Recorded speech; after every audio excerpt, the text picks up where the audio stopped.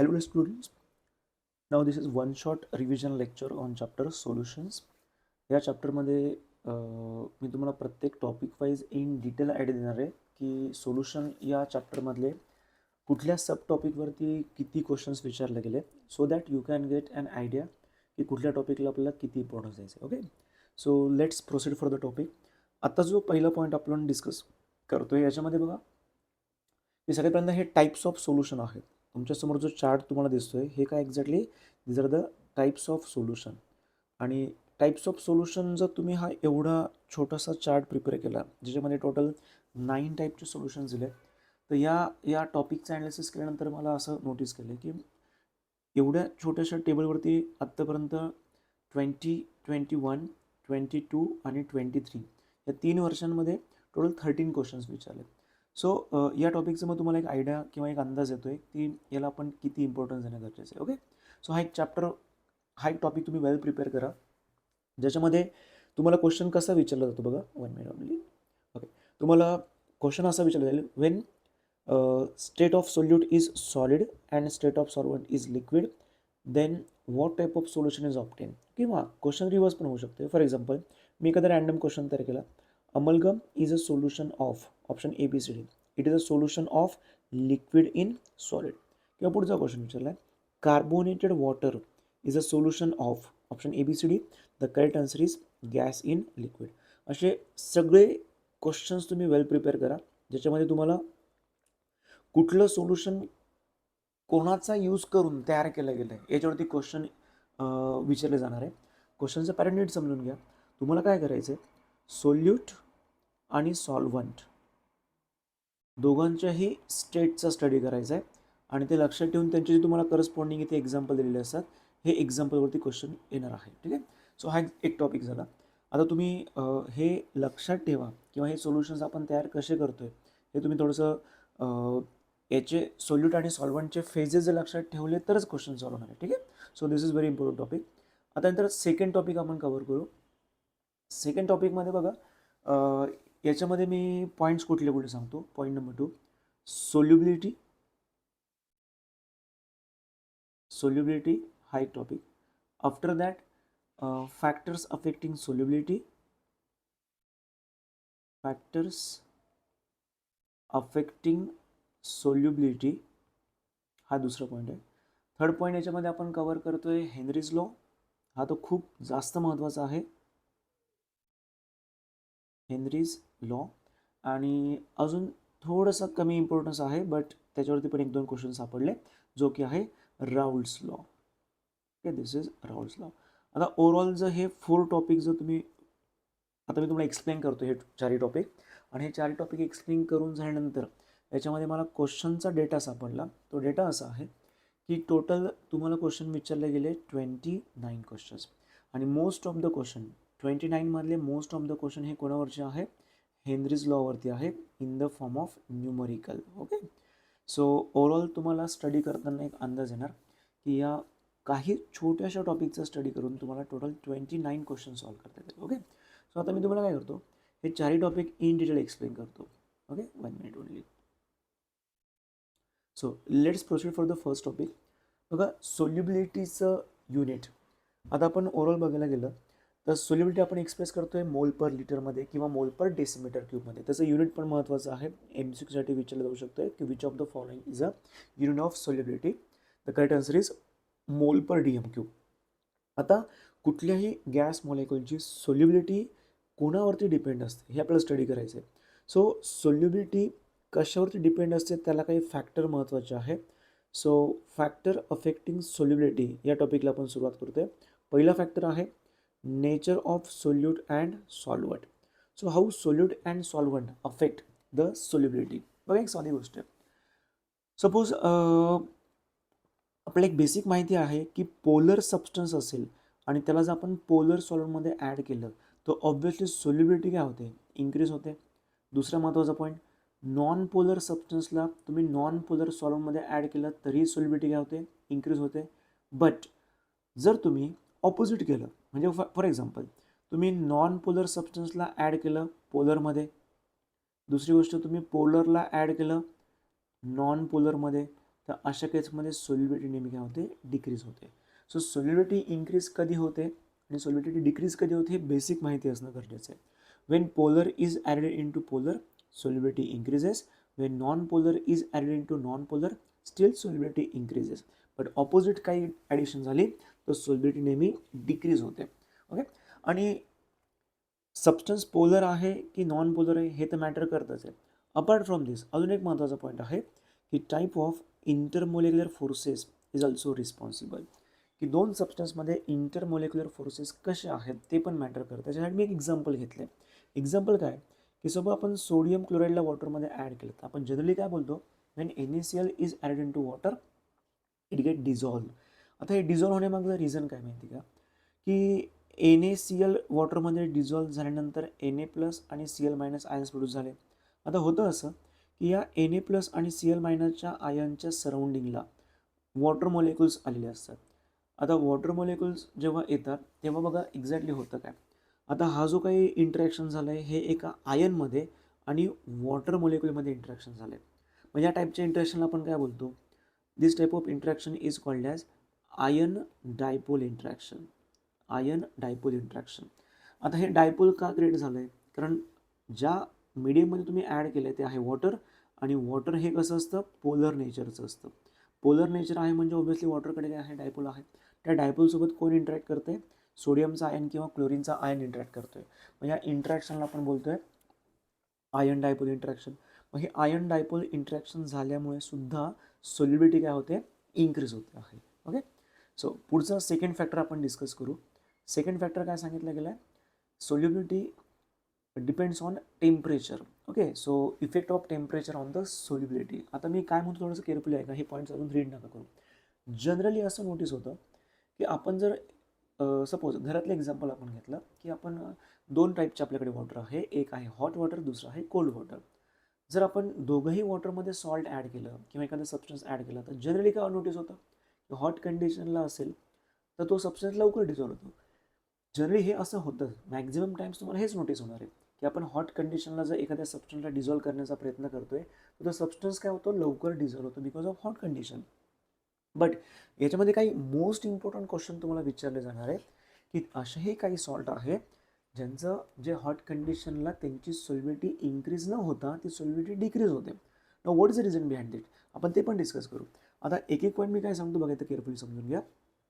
जर आपण विचार केला की generally by adding heat solubility of the substance generally increases according to Le Chatelier principle. जे मी तुम्हाला सांगितलं की आपण जर हिटिंग करत असेल तर ऑब्व्हियसली सोल्युबिलिटी काय होते, इन्क्रीज होते. When substance dissolve in water by an exothermic process, म्हणजे सबस्टन्स वॉटरमध्ये ॲड केल्यानंतर जर हीट इव्हॉल्व होत असेल then its solubility decreases with increase in temperature. हा खूप खूप जास्त महत्त्वाचा पॉईंट आहे. बघा त्यांनी काय सांगितलं आहे, जर एखादा सबस्टन्स तुम्ही वॉटरमध्ये डिझॉल्व करताय आणि त्याच्या डिझोल्युशनची प्रोसेस जी आहे ती जर एक्झोथर्मिक प्रोसेस असेल तर अशा केसमध्ये सबस्टन्सची सोल्युबिलिटी काय होते, डिक्रीज होते. मग याचे एक्झाम्पल कुठले आहे, कॅल्शियम क्लोराईड आहे, लिथियम सल्फेटसुद्धा आहे. हे दोन असे सबस्टन्स आहेत ज्यांची सोल्युबिलिटी डिक्रीज होते because in that chemical reaction there is a evolution of heat. हा पॉईंट महत्त्वाचा आहे. आता एक इम्पॉर्टंट चार्ट मी तुम्हाला दाखवतोय. त्या चार्टमध्ये क्वेश्चन विचारले जातात. चार्टवरती क्वेश्चनचा पॅटर्न कसा समजून घ्या. इथे आपण काही सोल्युबिलिटी शो केलं आहे विथ टेम्परेचर. आता जसं जसं टेम्परेचर वाढत आहे तुम्ही जर चेक केलं ना, most of the substances for example KNO3, NaNO3, even KBr, NaBr, little bit थोडंसं KCl NaCl सुद्धा आहे. जनरली तुम्ही हे नोटीस केलं आहे की जसं टेम्परेचर वाढते तर या सबस्टन्सेस या सॉलिडचं सोल्युबिलिटी काय होताना दिसते, इन्क्रीज होताना दिसते. बट काहींची सोल्युबिलिटी खूप ड्रास्टिकली इन्क्रीज झाली, जसं की KNO3च्या बाबतीत आहे, NaNO3च्या बाबतीत आहे. बट NaBr, KBrची सोल्युबिलिटी खूप ड्रास्टिकली इन्क्रीज झाली नाही आहे. KCl, NaClची पण सोल्युबिलिटी खूप ड्रास्टिकली इन्क्रीज झाली नाही आहे. बट ओव्हरऑल आपण विचार केला तर सोल्युबिलिटी इन्क्रीज झाली आहे. ती कमी झाली असेल किंवा जास्त झाली असेल. मग आता जनरली यांच्यावरती क्वेश्चन येणार नाही आहे. क्वेश्चन मग कोणावरती येणार बघा, इथे समजून सांगतो की असा कुठला सबस्टन्स आहे ज्याची सोल्युबिलिटी खूप ड्रास्टिकली इन्क्रीज झाली आहे. असा सबस्टन्स कुठला आहे, KNO3. मग तुम्ही KNO3 वरती लक्ष ठेवाल किंवा ते पॉईंट लक्षात ठेवा. अपार्ट फ्रॉम दिस, आता सगळ्यात महत्त्वाचा पॉईंट मी डिस्कस करतोय की हे जे सबस्टन्स आहे ज्याच्यामध्ये NaBr, NaCl, KCl यांच्यामध्ये सॉल्युबिलिटी इंक्रीज झाली, पण ती सॉल्युबिलिटी खूप ड्रास्टिकली इंक्रीज झाली का नाही? There is a slight increase in the solubility by increase in temperature. But KNO3, NaNO3, KBr यांची सॉल्युबिलिटी खूप जास्त इंक्रीज झाली बाय इंक्रीज इन टेम्परेचर. मग यांच्यामध्ये जनरली काय होते की सॉल्युबिलिटी इंक्रीज होते. मग ते शक्यतो एक्झामिनर काय करतात, या पॉईंट्सवरती शक्यतो MCQ तयार करणार नाही. पण ते क्वेश्चन कशावरती तयार करतील, असा कुठला सबस्टन्स आहे ज्याची सोल्युबिलिटी काय होणार, डिक्रीज होणार बाय इन्क्रीजिंग टेम्परेचर, असं एक युनिक एक्झाम्पल बनवतात ते. मग तसं युनिक एक्झाम्पल कुठलं बघा, solubility of sodium sulphate decreases with increase in temperature. So MCQ point of view तुम्ही याला लक्षात ठेवलं. ठीक आहे. Which of the following substance there is a, for which of the following substance there is a decrease in the solubility by increase in the temperature. मग असा substance तुम्हाला कुठला टिक करायचा आहे, Na2SO4. ओके. आता आपण तिसऱ्या फॅक्टरचा विचार करू. The third factor is effect of pressure on solubility. Pressure increase किंवा डिक्रीज केल्याने सोल्युबिलिटीवरती काय अफेक्ट होतं आपल्याला डिस्कस करायचं आहे. ओके.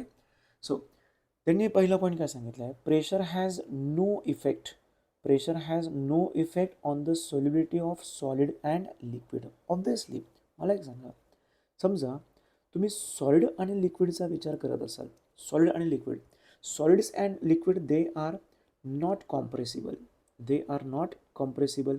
आणि जर ते कॉम्प्रेसच होत नाही आहे, if they are not compressible, मग त्या प्रेशरचा इफेक्ट त्यांच्यावरती अजिबात काही होणार नाही आहे. प्रेशर जरी तुम्ही इन्क्रीज करताय डिक्रीज करताय, ते प्रेशरचा इफेक्ट सॉलिडवरती आणि लिक्विडवरती होणार नाही आहे. का होत नाही आहे?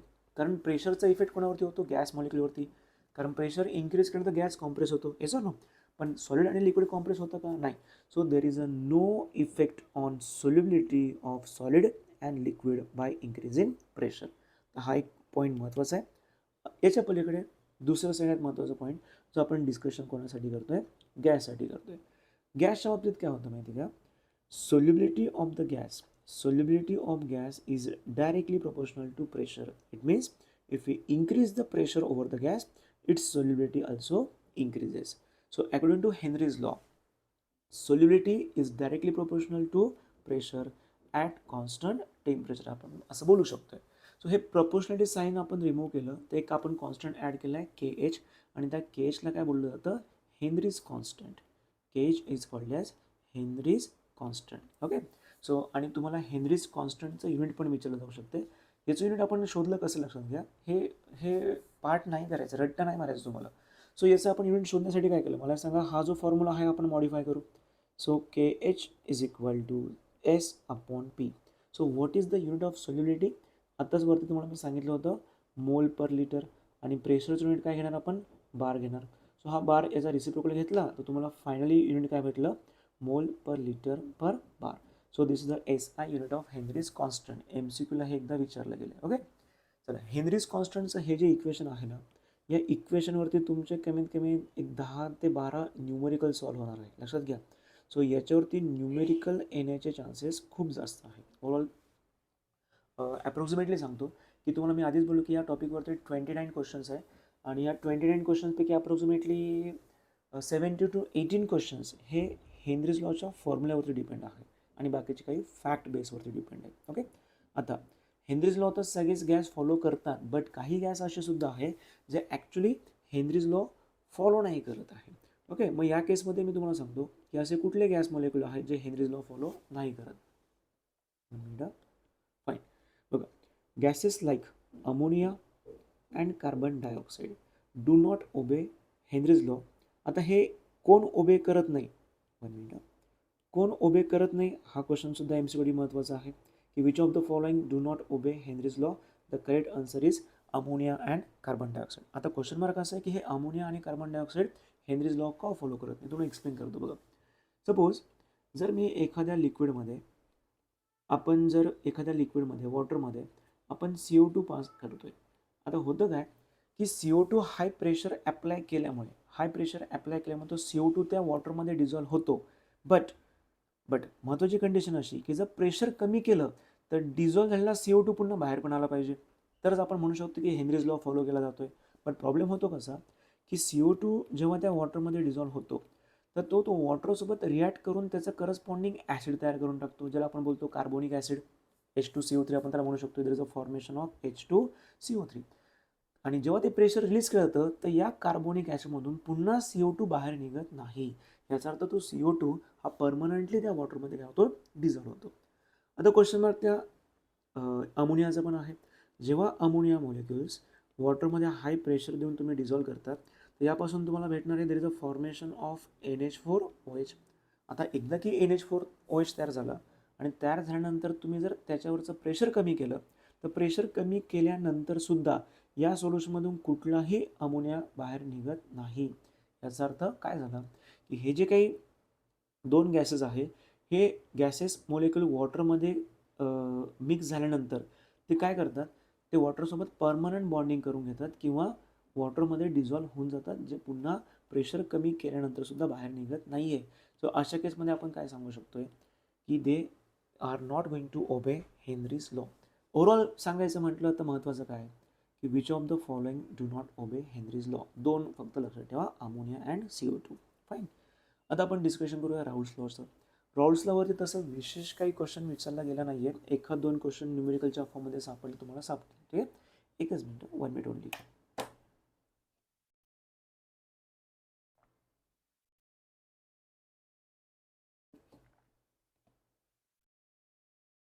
Fine. Now let's proceed for the discussion about the Raoult's law. आता राऊल्स लॉचा मी आधी तुम्हाला काय करतो, मॅथमॅटिकल इक्वेशन सांगतो. राऊल्स लॉचं मॅथमॅटिकल इक्वेशन काय बघा, P1 is equal to X1 into P01 हे पहिलं इक्वेशन आहे. आणि अजून एक इक्वेशन आहे P2 is equal to X2 into P02. आता याच्यामध्ये प्रत्येक टर्मचं आपल्याला मिनिंग माहिती असलं पाहिजे. या केसमध्ये P1चं मिनिंग आहे पार्शल प्रेशर, X1चं मिनिंग आहे मोल फ्रॅक्शन आणि P01चं मिनिंग आहे it's a partial pressure of pure solvent किंवा पार्शल प्रेशर ऑफ सॉल्वंट किंवा सिम्पली म्हणू शकता प्रेशर ऑफ प्युअर सॉल्वंट म्हणू शकतात. आता या केसमध्ये बघा, जर तुम्हाला प्रत्येक टर्मचा मिनिंग माहिती झाला, जसं की बघा यांनी काय सांगितलं आहे, Raoult's law state that partial vapour pressure of any volatile component is equal to, म्हणजे ते याच्याबद्दल बोलत आहे. This is partial vapour pressure of component. Partial vapour pressure of volatile component is equal to vapour pressure of pure component, इथे सुद्धा ते same आहे, vapour pressure of pure component multiplied by its mole fraction. म्हणजे जेव्हा तुम्ही vapour pressure of pure कॉम्पोनंटला multiply करतात त्याच कॉम्पोनंटच्या मोल फ्रॅक्शनने. काय बोलतो पुन्हा लक्षात द्या, vapour pressure of vapour pressure of कॉम्पोनंटला तुम्ही त्याच कॉम्पोनंटच्या मोल फ्रॅक्शनने काय करताय, मल्टिप्लाय करताय. तर जे आन्सर तुम्हाला भेटतंय ना त्या प्रेशरला तुम्हाला बोलायचं असतं partial vapour pressure. Okay, so according to Raoult's law, partial vapor pressure of any volatile component of a solution is equal to vapor pressure of pure component multiplied by its mole fraction in the solution. So हे जे statement आहे हे statement आहे Raoult's लॉचं. आणि Raoult's लॉचं mathematical equation आपण mention केलं आहे, P1 is equal to X1 into P01 and P2 is equal to X2 into P02. यातल्या टर्म्स माहिती असू द्या. P1चं मिनिंग तुम्ही काय घ्यायचं आहे, partial vapour pressure of component. X1चं मिनिंग घ्यायचं आहे मोल फ्रॅक्शन ऑफ दॅट कॉम्पोनंट आणि P01चं मिनिंग घ्यायचं आपल्याला, it is called as vapour pressure of pure component. Fine. आता हा टॉपिक डिस्कस झाल्यानंतर मी तुम्हाला आधीच सांगितलं की जेवढं मी डिस्कशन केलं, डिस्कशनमध्ये काय काय मी कवर केलं बघा. आत्ताच्या इथे आपण सोल्युबिलिटीबद्दल डिस्कस केलं, हा पहिला पॉईंट. दुसरा महत्त्वाचा पॉईंट आपण डिस्कस केलं फॅक्टर्स अफेक्टिंग सोल्युबिलिटी. तिसरा महत्त्वाचा पॉईंट होता हेनरीज लॉ. आणि फोर्थ महत्त्वाचा पॉईंट आपण बघितला राऊल्स लॉ. यांच्यावरती टोटल नंबर ऑफ क्वेश्चनचं मी तुम्हाला काउंट सांगितलं होता की 29 क्वेश्चन विचारले गेले या 3-4 टॉपिकवरती. आता हे 29 क्वेश्चन मी कुठल्या एक्झामचे कन्सिडर केले, new syllabus exactly CET 2021, 2022 and 2023 या 3 वर्षांचा सीच्या क्वेश्चन पेपरचा स्टडी केला. तेव्हा कळलं की या टोटल टॉपिकवरती किती क्वेश्चन आले, 29. सो याला आपण इग्नोर करून चालणार नाही, टॉपिकचं इम्पॉर्टन्स आहे. आता आपण पुढे टॉपिक डिस्कस करू, ideal and non ideal solution. आता हे आयडियल नॉन आयडियल सोल्युशनचं आपल्याला डिस्कशन करायचं आहे. त्याच्या आधी मी तुम्हाला सांगतो की आयडियल नॉन आयडियल सोल्युशनवरती क्वेश्चनचा काउंट तसा कमी आहे, बट याच्यामध्ये जे पण क्वेश्चन विचारले गेले हे मॅक्झिमम क्वेश्चन कुठल्या बेसिसवरती आहे, फॅक्ट बेसिसवरती आहे.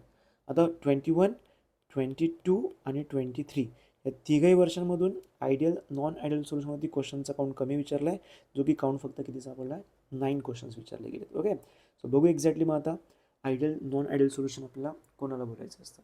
मग बघा इथे आपण काय सांगितलं आहे की which solution is said to be ideal solution, the solution which obey Raoult's law. जे सोल्युशन राऊल्स लॉ ओबे करत आहे ना, त्या सोल्युशनला आपण बोलू शकतोय आयडियल सोल्युशन. आता इथे काय सांगितलं बघा, no heat evolve or absorb during mixing. समजा आपण आयडियल सोल्युशन तयार करतोय, आपण दोन सोल्युशनला काय करतोय, मिक्स करतोय. या दोन सोल्युशनला मिक्स करताना कुठल्याही प्रकारची हीट इव्हॉल्व पण होत नाही आहे किंवा कुठल्याही प्रकारची हीट ॲब्सॉर्ब पण होत नाही आहे. मग हीट इव्हॉल्व किंवा ॲब्सॉर्ब झालीच नसेल तर एन्थॅल्पी ऑफ मिक्सिंग किती असलं पाहिजे, 0 असलं पाहिजे. सो हा पॉईंट महत्त्वाचा आहेच. सेकंड पॉईंटसुद्धा महत्त्वाचा आहे आणि एन्थॅल्पी ऑफ मिक्सिंग 0 आहे, हा सुद्धा पॉईंट तेवढाच महत्त्वाचा आहे. ओके, नेक्स्ट पॉईंट काय सांगतोय, there is a no volume change during the mixing. दोन सोल्युशन्सला तुम्ही कंबाईन करताय आणि या कंबाईन केल्यानंतर तुम्हाला कुठलाही एक्स्ट्रा व्हॉल्यूम भेटणार नाही आहे. जेवढा व्हॉल्यूम एक्सपेक्टेड होता तेवढाच व्हॉल्यूम तुम्हाला भेटणार आहे. So there is a no change in volume. आणि व्हॉल्यूम चेंज जर होतच नसेल तर पुन्हा डेल्टा व्ही मिक्सिंग किती असणार, आपल्याला 0च मिळणार आहे. So for ideal solution delta H mixing is equal to 0 and delta V mixing is also equal to 0 for ideal solution. आता आयडियल सोल्युशनबद्दल अजून काय महत्त्वाचे पॉईंट बघा, जेव्हा हे सोल्युशन तयार होतं, कुठलंही सोल्युशन तयार करताना आपण सॉल्व्हंटमध्ये काय टाकतो, आपण सॉल्व्हंटमध्ये काय टाकतो, सोल्यूट ॲड करतो. जेव्हा एखाद्या सॉल्व्हंटमध्ये तुम्ही सोल्यूट ॲड करता तेव्हा होतं काय की ते इथे सगळं मिक्सचरच्या फॉर्ममध्ये असतं. मग तिथे इंटरॅक्शन कोणाकोणामध्ये होतं, solute can interact with solvent, solvent can interact with solvent and solute can interact with solvent. म्हणजे सोल्यूट सॉल्व्हंट या सगळ्यांमध्ये काय होत असतं, इंटरॅक्शन होत असतं, ते एकमेकांसोबत इंटरॅक्शन करतात. मग हे इंटरॅक्शन कुठलं कुठलं असतं बघा. Number 1, this interaction is solute solvent, solute solute and solvent solvent. मग यांचं काय म्हणणं आहे, जर ते आयडियल सोल्युशन तयार झालं असेल तर the interaction between solvent solute, solute solute and solvent solute are comparable. हे इंटरॅक्शन आणि यांचं इंटरॅक्शन हे नियरली कसं असतं, सेम असतं. या केसमध्ये ज्या सोल्युशनमध्ये सगळ्या कॉम्पोनंटमध्ये होणारं इंटरॅक्शन जर कम्पॅरेटिव्हली सेम असेल तर त्या सोल्युशनला आपण काय कन्सिडर करू शकतो, as a ideal solution consider करू शकतो. So for ideal solution the interaction between solute solvent, solute solute and solvent solvent, this interaction is comparatively same. That type of solution is called as ideal solution. आता सगळ्यात महत्त्वाचं point आपण बोलतोय की जर आपण आयडियल सोल्युशनचं व्हेपर प्रेशर चेक केलं, vapour pressure of ideal solution is always lies between vapour pressure of pure component. आता मी तुम्हाला समजून काय सांगतो. For example me for example दोन कॉम्पाऊंड घेतले. एक कॉम्पाऊंड आहे बेन्झिन, दुसरा आहे टोल्यूम. दोघांना काय केलं, मी मिक्स केलं. दोघांना मिक्स केल्यानंतर दोघांपासून मला काय भेटलं, आयडियल सोल्युशन मिळालं. दोघांपासून मला भेटलं आयडियल सोल्युशन. आता त्यांचं काय म्हणणं आहे, या आयडियल सोल्युशनचं वेपर प्रेशरची व्हॅल्यू ही कोणाच्या इन बिटवीन असणार आहे, vapour pressure of benzene and vapour pressure of toluene. So vapour pressure of ideal solution is always lies between vapour pressure of pure component. ठीक आहे. मग तुम्हाला एक्झाम्पलसाठी क्वेश्चन विचारू शकतो की which of the following solution is called as ideal solution. तर त्या आयडियल सोल्युशनमध्ये हा एक ऑप्शन लक्षात ठेवा, बेन्झिन प्लस टोल्यूम यांच्या कॉम्बिनेशनला तुम्ही काय म्हणू शकतात, आयडियल सोल्युशन. आता दुसऱ्या टाईपचे सोल्युशन आहे ज्याला आपण बोलतोय नॉन आयडियल सोल्युशन. ओके, 1 मिनिटचा ब्रेक घेतोय.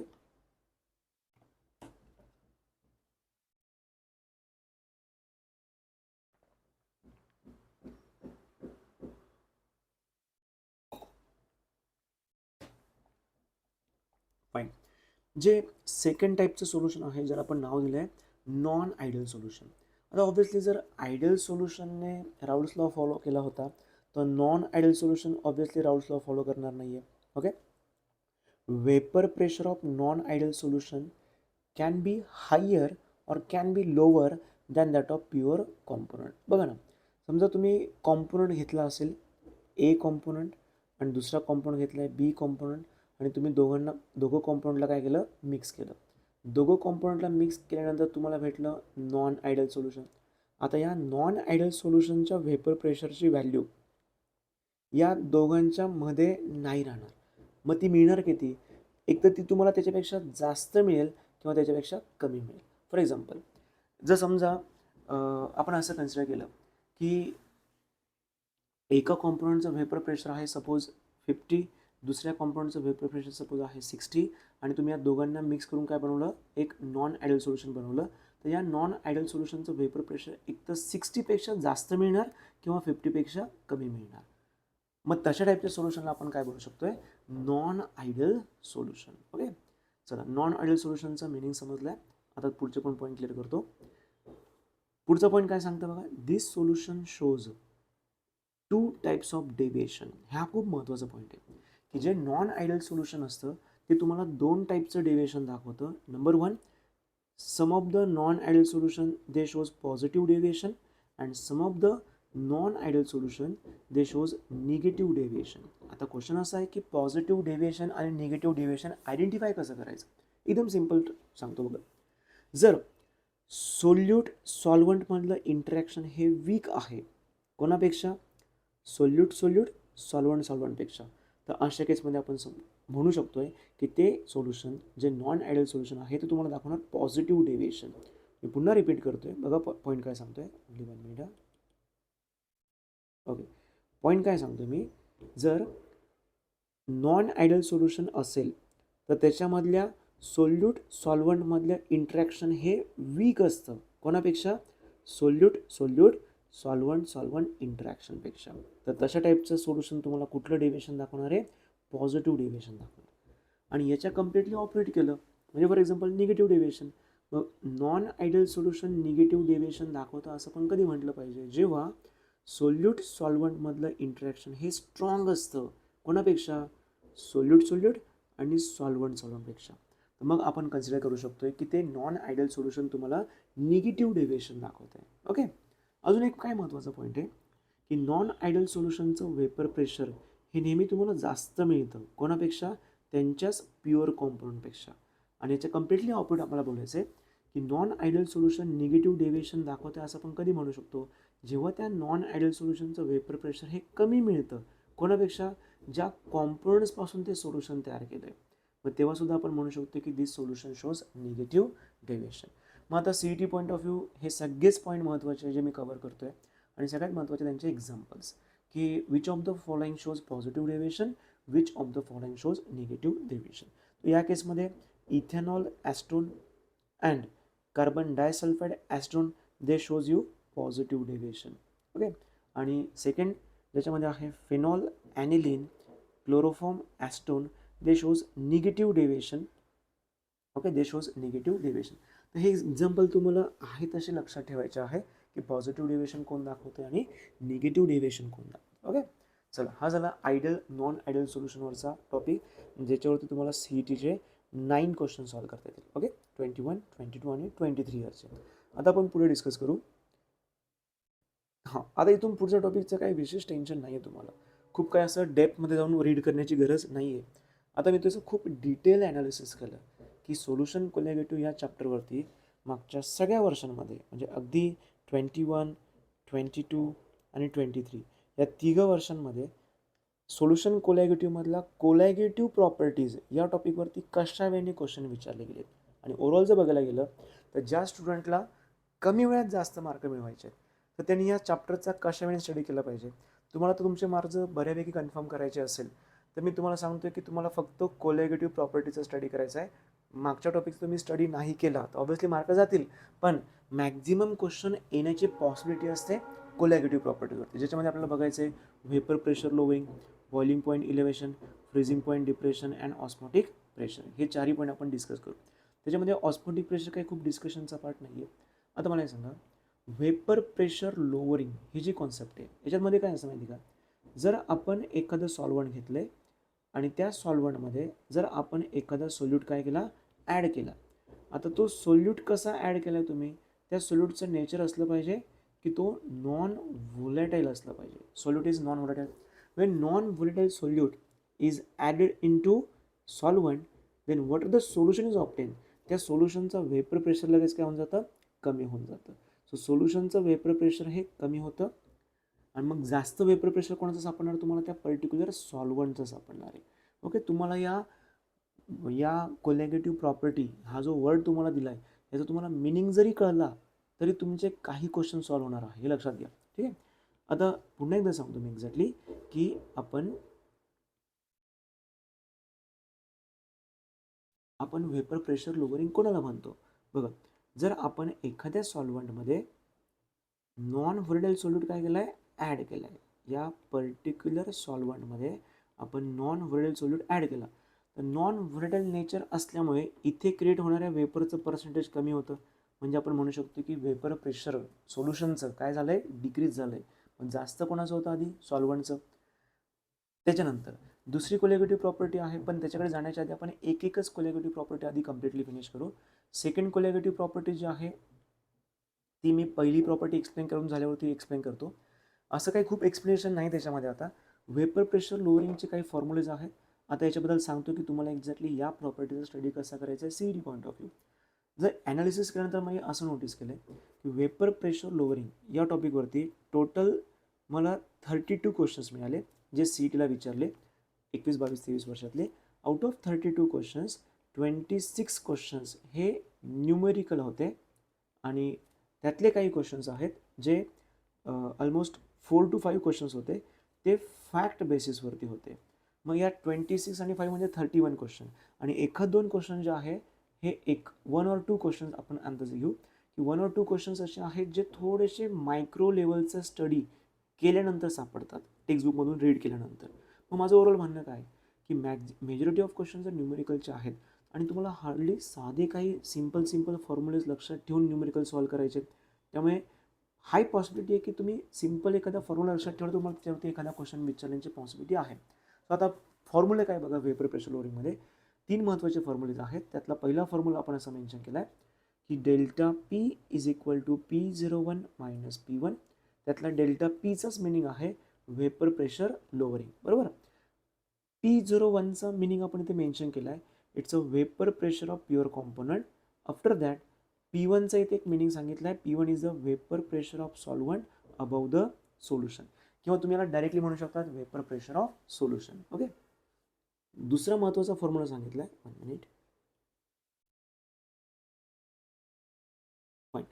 Now the second important formula is this की relative lowering of vapour pressure. बघा, रिलेटिव्ह लोअरिंग ऑफ वेपर प्रेशरचा विचार केला तर बोर्ड पॉईंट ऑफ व्ह्यूला हा न्यूमेरिकल खूपदा विचारला गेला आहे. So delta P upon P01 is equal to X2 असतं आणि तोच X2ची व्हॅल्यू आपण मागे सॉल्व्ह केली होती P01 minus P1 upon P01. कारण हा जो डेल्टा पी असतो ना, आपल्याला माहिती आहे की डेल्टा पीची ॲक्च्युली व्हॅल्यू काय असते, delta P is equal to P01 minus P1 असते. मग हाच आपण काय केला, इथला डेल्टा पी रिप्लेस केला आणि त्या डेल्टा पीच्या जागेवरती आपण हा फॉर्म्युला पुट केला P01 मायनस P1. सो नवीन तुम्हाला एक इक्वेशन मिळालं आहे. सो आता या इक्वेशनमध्ये प्रत्येक टर्मचं मिनिंग आपण क्लिअर करू पुन्हा. डेल्टा पीचं मिनिंग तर सेमच राहणार आहे, delta P is lowering of vapour pressure. P01 आपण इथे यूज केला आहे, त्याचा पण मिनिंग सेम आहे, vapour pressure of pure component. P1चं मिनिंग आहे वेपर प्रेशर ऑफ सोल्युशन म्हणा. आणि इथे क्वेश्चन आहे की X2 काय आहे, X2 is the mole fraction of solute, जे आपल्याला पुढे बघायचं. And the most important formula is this. So delta P upon P01 is equal to W2 into M1 upon M2 into W1. So board point of view आणि CET point of view most valuable, सगळ्यात जास्त वेळेस question विचारला गेला हा formula आहे. आता प्रत्येक टर्मचा आपण मिनिंग बघितलाच आहे. आता फक्त आपल्या ह्या 4 टर्मचं मिनिंग समजून घ्यायचं आहे. सो W2चा मिनिंग आहे मास ऑफ सोल्यूट. M1चा मिनिंग आपण मेन्शन केला आहे मोलर मास ऑफ सॉल्वंट. M2चा मिनिंग आहे it's a molar mass of solute. And W1चा मिनिंग आहे it is mass of solvent.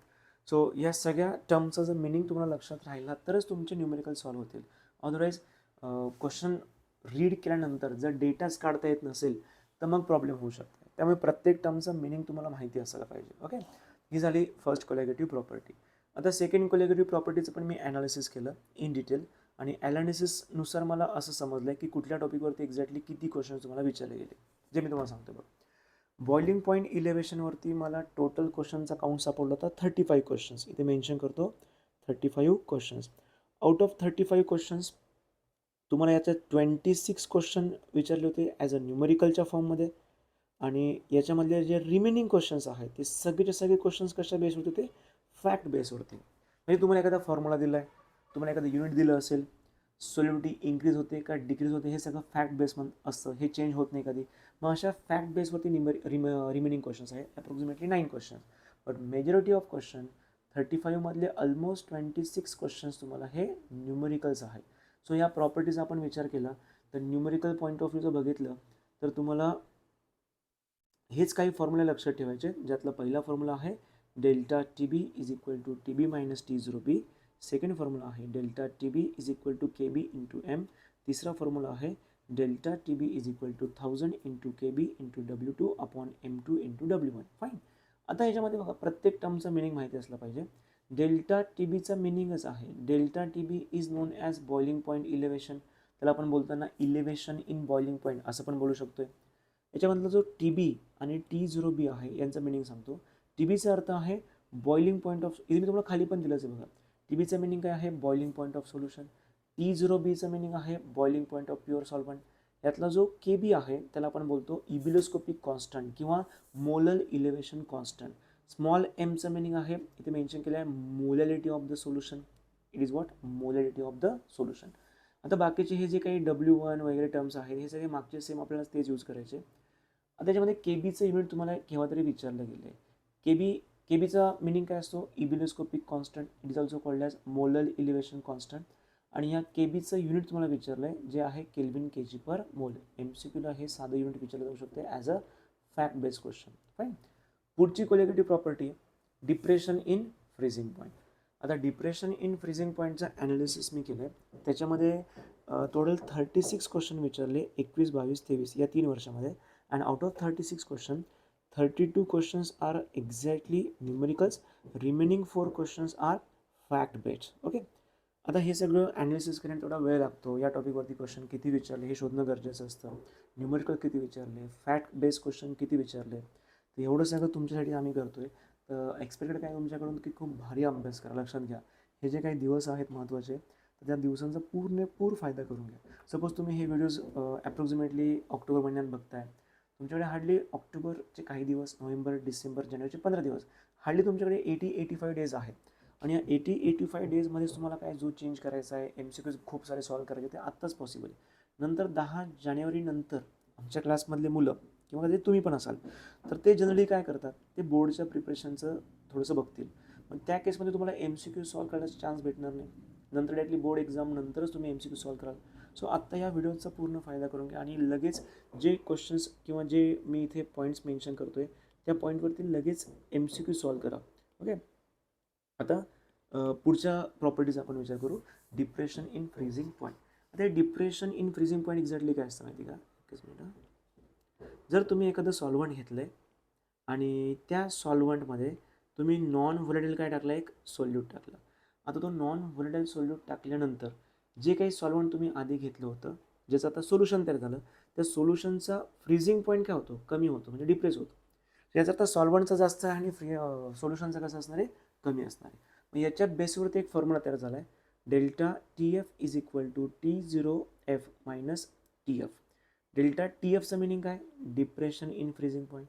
T0Fचा meaning आहे freezing point of pure solvent. TFचा मिनिंग आहे फ्रीझिंग पॉईंट ऑफ सोल्युशन. आता दुसरा जो फॉर्म्युला आहे delta TF is equal to KF into M. यातला KFचं मिनिंग आहे क्रायोस्कोपिक कॉन्स्टंट. स्मॉल एमचं मिनिंग मागच्यासारखंच आहे. स्मॉल एम म्हणजे या केसमध्ये काय असणार आहे, it's a molality. Small M is what, it's a molality. आणि थर्ड इम्पॉर्टंट फॉर्म्युला आहे delta TB is equal to 1000 into KB into W2 upon M2 into W1. मागच्यासारखाच फॉर्म्युला आहे. याच्यावरती पण क्वेश्चन भरपूर आहे. मॅक्झिमम न्यूमरिकल्स तर यांच्यावरतीच तुम्हाला सापडणार आहे. हे झालं डिप्रेशन इन फ्रीझिंग पॉईंट. आता after this depression in freezing point पुढे आपण थोडंसं टॉपिक कव्हर करू, osmotic pressure.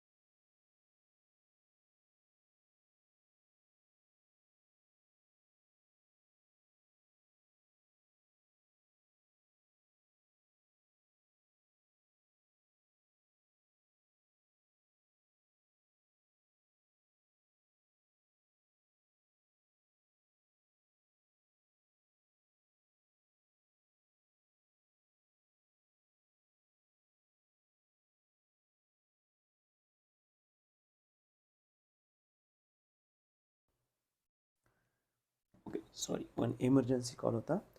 So let's proceed. Osmotic प्रेशरबद्दल आपण डिस्कशन करूया. बघा, ऑस्मोटिक प्रेशर समजून घेण्याआधी आधी ऑस्मोसिस काय असतं हे क्लिअर होणं गरजेचं आहे. समजा आपण एक डायग्राम ड्रॉ केली. इथे आपण एक सेमी परमिएबल मेम्ब्रेन दाखवला असा किंवा हीच डायग्राम आपण यूज करून घेऊ. ओके, बघा आता या केसमध्ये काय झालं की दोन कंपार्टमेंट दिले आणि दोघांच्या मध्ये आपण इथे काय ठेवलेलं आहे, एक सेमी परमिएबल मेम्ब्रेन दाखवला असा. आता या सेमी परमिएबल मेम्ब्रेनमधून काय होतं एक्झॅक्टली की ज्या साईडला फक्त आपण काय ठेवलं आहे, सॉल्वंट, आणि दुसऱ्या साईडला काय आहे, सोल्युशन. तर जेव्हा सॉल्वंट आणि सोल्युशन ठेवलं असेल तर अशा केसमध्ये काय होतं की सॉल्वंटचे मोलेक्युल्स सॉल्वंट साईडने कुठल्या साईडला ट्रॅव्हल करतात, towards solution side. So there is a flow of solvent towards the solution. किंवा आपण दोघं साईडला फक्त सोल्युशनच घेतले, लेफ्ट साईड राईट साईड दोघं साईडला काय घेतले, सोल्युशनच घेतले. इथे सेंटरला कोण आहे, सेमी परमिएबल मेम्ब्रेन आहे, आणि लेफ्ट राईट दोघं साईडला काय आहे, सोल्युशनच आहे. बट पहिलं जे सोल्युशन आहे त्याचं कॉन्सन्ट्रेशन लो आहे, दुसऱ्या सोल्युशनचं कॉन्सन्ट्रेशन हाय आहे. तर जेव्हा ऑस्मोसिस होणार तर अशा केसमध्ये काय होतं की there is a flow of solvent from solution of low concentration towards solution of high concentration. Low कॉन्सन्ट्रेशनकडून सोल्युशन कुठे ट्रान्सफर होत आहे, हाय कॉन्सन्ट्रेशनकडे. मग या प्रोसेसला आपण म्हणत असतो ऑस्मोसिस. आता ऑस्मोसिसच्या बेसिसवरती तुम्हाला काही सोल्युशनचे टाईप्स असतात, ज्याच्यामध्ये पहिला टाईप मी इथे मेन्शन केला आहे, आयसोटोनिक सोल्युशन. पुढचं आहे हायपरटोनिक सोल्युशन. त्याच्या पुढचं आहे हायपोटोनिक सोल्युशन. यांचा मिनिंगवरती काही क्वेश्चन्स तयार होऊ शकतात. ओके, आता ऑस्मोटिक प्रेशरचा आपण विचार केला ना तर याचा ॲनालिसिस मला असं सांगतं आहे की टोटल क्वेश्चन विचारले गेले 25, आणि या 25 क्वेश्चन्समध्ये 22 क्वेश्चन्स तर एक्झॅक्टली न्यूमेरिकल्स आहेत, आणि रिमेनिंग 3 क्वेश्चन्स हे फॅक्ट बेसिसवरती. त्यामुळे खूप थेरीच्या मागे लागू नका या चॅप्टरच्या बाबतीत, न्यूमेरिकल्स व्यवस्थित करा. पण काही थेरी मला सांगणं गरजेचं आहे जे बोर्डसाठी पण कामात येणार आहे. सो आयसोटोनिक सोल्युशन आपण कोणाला बोललं पाहिजे. सपोज आपल्याकडे दोन सोल्युशन आहे, एक आहे युरियाचं सोल्युशन, दुसरं आहे सुक्रोजचं सोल्युशन, आणि दोघांचं कॉन्सन्ट्रेशन कसं आहे, सेम आहे.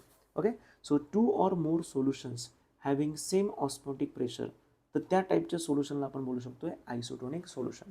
ज्या दोन सोल्युशनचं ऑस्मोटिक प्रेशर सेम येतं ना अशा सोल्युशनलाच बोललं पाहिजे आयसोटोनिक सोल्युशन. दुसरं हायपरटोनिक आणि हायपोटोनिक सोल्युशन कोणाला बोललं पाहिजे. Suppose if two solutions have unequal osmotic pressure, then the solution with more concentration having high osmotic pressure is called as hypertonic solution. बघा, सपोज आपल्याकडे दोन सोल्युशन्स आहे आणि दोघांचाही अनइक्वल ऑस्मोटिक प्रेशर आहे, दोघांचं ऑस्मोटिक प्रेशर सेम नाही आहे, आणि या केसमध्ये जर आपण बघितलं तर ज्या सोल्युशनचं कॉन्सन्ट्रेशन जास्त असतं ना त्या सोल्युशनचं ऑस्मोटिक प्रेशरसुद्धा जास्तच असतं. ज्या सोल्युशनचं कॉन्सन्ट्रेशन जास्त असतं त्या सोल्युशनचं ऑस्मोटिक प्रेशरसुद्धा जास्त असतं. मग अशा टाईपच्या सोल्युशनला आपण बोलतो हायपरटोनिक सोल्युशन. फॉर एक्झाम्पल, इथे एक्झाम्पल नाही घेतले, मी डिस्कस करतो. बघा, समजा आपल्याकडे सोल्युशन ए आहे आणि सोल्युशन बी आहे. आता सोल्युशन एचं ऑस्मोटिक प्रेशर किंवा सोल्युशन एचं कॉन्सन्ट्रेशन जास्त आहे ॲज कम्पेअर टू बी. आता सोल्युशन एचं कॉन्सन्ट्रेशन जास्त असल्यामुळे सोल्युशन एची ऑस्मोटिक प्रेशरची व्हॅल्यू ही जास्तच आहे as compare to osmotic pressure of B. आणि ज्या सोल्युशनचं म्हणजे ए बद्दल बोलतोय, ज्या सोल्युशनचं ऑस्मोटिक प्रेशरच जास्त असतं अशा टाईपच्या सोल्युशनला तुम्ही काय म्हणू शकतात की ए इज हायपरटोनिक सोल्युशन. मग ज्याचं कमी आहे ना त्याला तुम्ही काय म्हणू शकतात, hypotonic. The solution with lower osmotic pressure is called as hypotonic solution. अशा सोल्युशनला आपण काय बोलतो, हायपोटोनिक सोल्युशन. सो हायपरटोनिक आणि हायपोटोनिक, 1 मिनिट,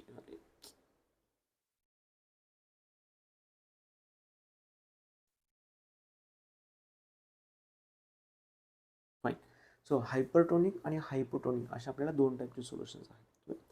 आता पुढचं ऑस्मोटिक प्रेशर सगळ्यात महत्त्वाचा टॉपिक, कारण ऑस्मोटिक प्रेशरवरती ऑलमोस्ट मी तुम्हाला सांगितलं की 25 क्वेश्चन विचारले, आणि आउट ऑफ 25 क्वेश्चन 22 क्वेश्चन्स तर या तिघांवरती झालेले आहेत. त्यामुळे या टॉपिकचं समजून घ्या. ऑस्मोटिक प्रेशरचा पहिला फॉर्म्युला आहे pi is equal to CRT. याला तुम्ही लिहिताना अजून एक वेगळा पॅटर्न वापरू शकताय, पाय इज इक्वल टू CRT. यातला जो पायचा टर्म आहे, पाय म्हणजे काय असतं, ऑस्मोटिक प्रेशर. त्याच्यानंतर एम, कॅपिटल एमचा अर्थ आहे molarity, capital R is a gas constant ज्याची व्हॅल्यू फिक्स असते, आणि V is the volume of solution. असे 4 टर्म्स आहेत फक्त. मग हा जो एम आहे ना, एमला आपण काय बोलतो, मोलॅरिटी. आणि आपल्याला फॉर्म्युला माहिती आहे, molarity is equal to number of moles of solute upon volume of solution in litre. हा आपला एक आहे स्टँडर्ड फॉर्म्युला.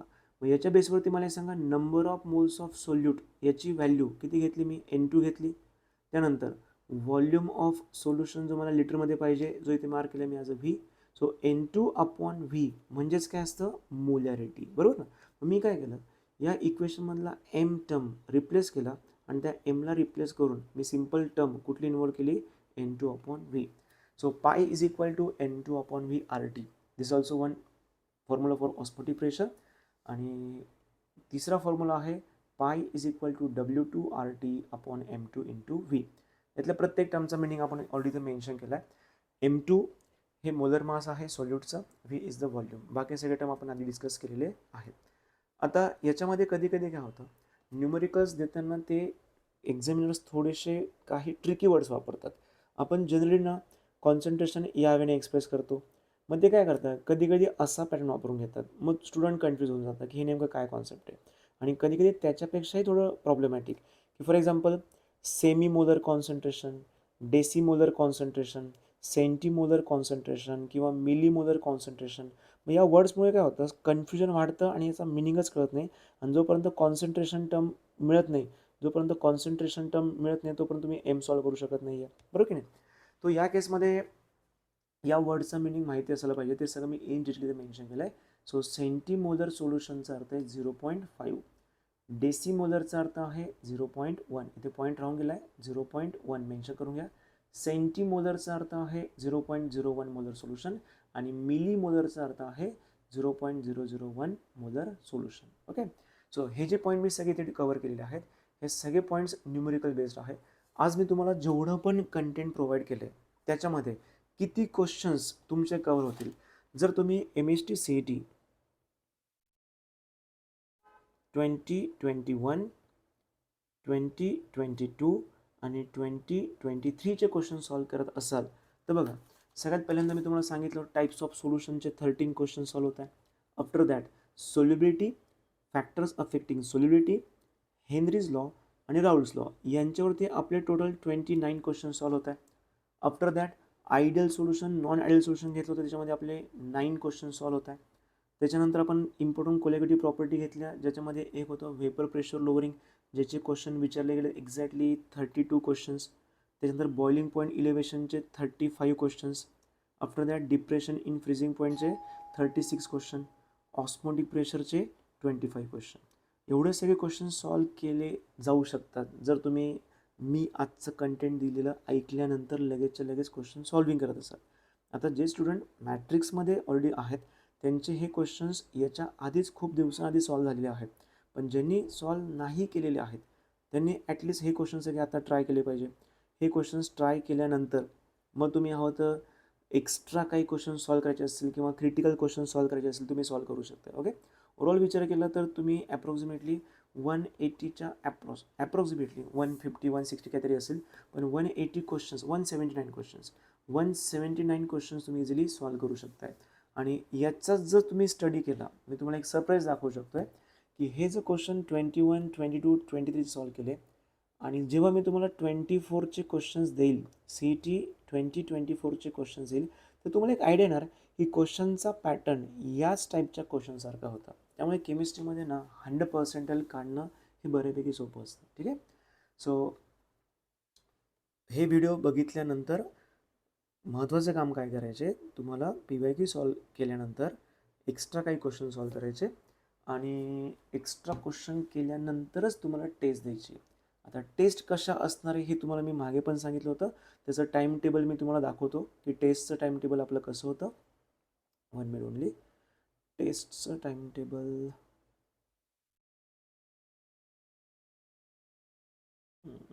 नाही, मे बी ते मी कुठेतरी ठेवलं असेल. आता जे स्टुडंट न्यू आहे, ज्यांना टेस्टच्या टाईम टेबलबद्दल आयडिया नाही आहे, त्यांनी होतं माझं मागचा एक व्हिडिओ बघा. त्या व्हिडिओमध्ये मी आय थिंक तुम्हाला मेन्शन केलेलं आहे नाही, आता मला ते शोधून थोडंसं अवघड आहे.